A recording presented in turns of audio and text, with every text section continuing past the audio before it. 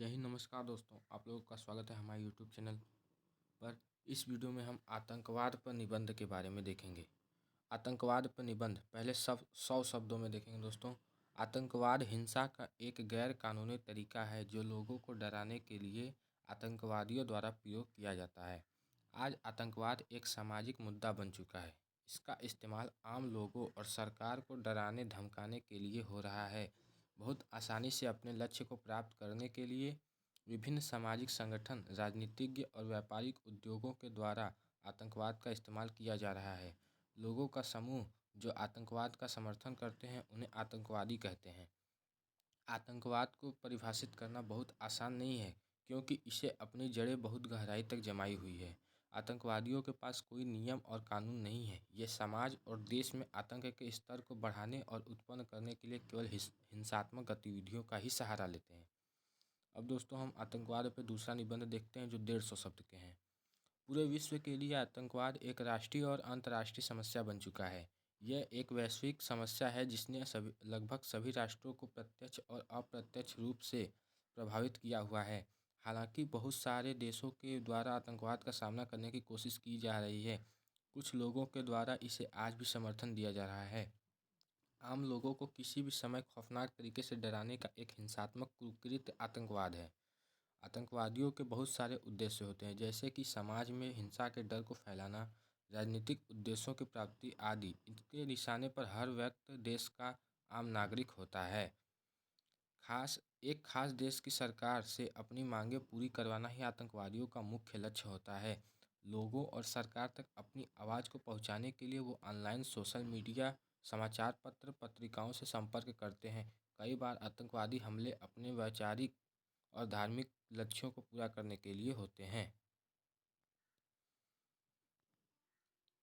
अब ये दोस्तों आतंकवाद पर तीसरा निबंध है जो 200 शब्दों के हैं। भारत एक विकसित देश है जिसने पूर्व और वर्तमान में बहुत सारी चुनौतियों का सामना किया है। आतंकवाद उनमें से एक बड़ी राष्ट्रीय समस्या है। भारत में भूखमरी, होने वाली मृत्यु, अशिक्षा, गरीबी, असमानता, जनसंख्या विस्फोट और आतंकवाद जैसी चुनौतियों का सामना किया है जिसने इसकी विकास और वृद्धि को बुरी तरह प्रभावित किया है। आतंकवादियों के धर्म, मातृभूमि और दूसरे गैर तार्किक भावनाओं के उद्देश्यों के लिए आम लोगों और सरकार से लड़ रहा आतंकवाद एक बड़ा खतरा है।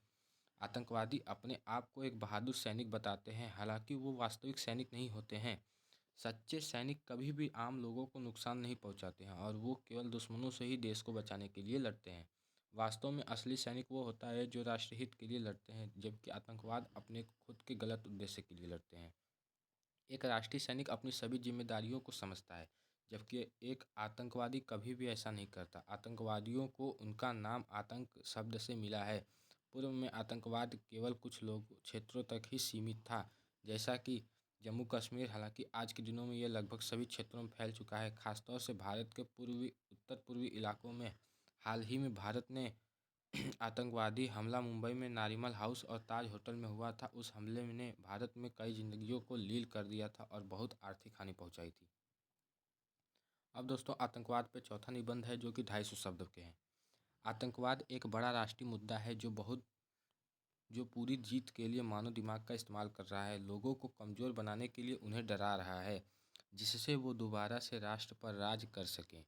इसको अंतर्राष्ट्रीय स्तर पर सुलझाने की ज़रूरत है। हमें इस जड़ से ख़त्म करने के लिए इसके बारे में सोचना होगा।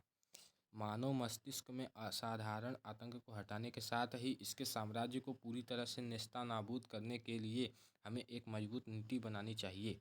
आतंकवाद अपने सकारात्मक परिणामों को पाने के लिए हिंसात्मक तरीका अपनाता है। आतंकवाद एक हिंसात्मक कुकृत्य है जिसको अंजाम देने वाले समूह को आतंकवादी कहते हैं। वो बहुत साधारण लोग होते हैं और दूसरों के द्वारा उनके साथ घटित हुए कुछ गलत घटनाओं और या कुछ प्राकृतिक आपदाओं के कारण वो किसी तरह अपने दिमाग पर ये अपना नियंत्रण खो देते हैं, जो उनकी इच्छाओं को सामान्य या स्वीकृत तरीके से पूरा करने में अक्षम बना देता है। धीरे धीरे वो समाज के कुछ बुरे लोगों के प्रभाव में आ जाते हैं, जहाँ उनकी सभी इच्छाओं को पूरा करने का वादा किया जाता है। वो सभी एक साथ मिलते हैं और एक आतंकवादी समूह बनाते हैं जो कि अपने ही राष्ट्र, समाज और समुदाय से लड़ता है। आतंकवाद देश के सभी युवाओं के विकास और वृद्धि को प्रभावित करता है।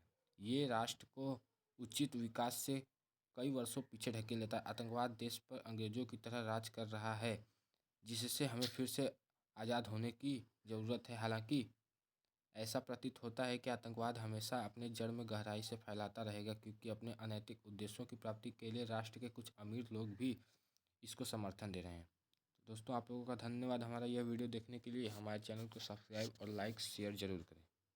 जय हिंद, जय भारत।